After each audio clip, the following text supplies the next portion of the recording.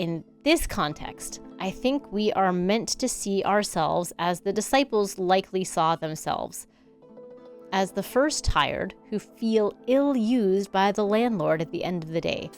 As I read this parable, it doesn't seem fair that the workers worked different amounts but were paid the same.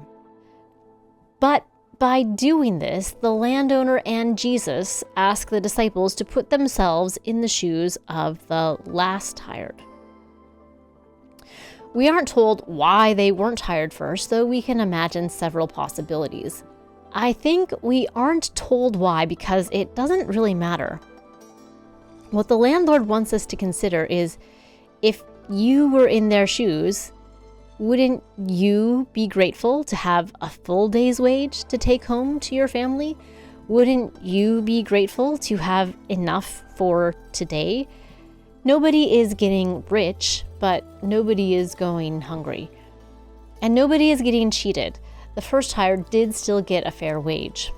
I think this may also answer for us why the landlord kept going back to the market. He wanted to make sure that everyone who needed a job had a job and got enough to provide for their families. I think Jesus is reminding his disciples, and therefore us, that this is his kingdom. And the Lord of this kingdom is the same God who we ask for daily bread. Only enough for today. He is the good shepherd who leads his sheep through green pastures, pastures where there is just enough for today for all the sheep.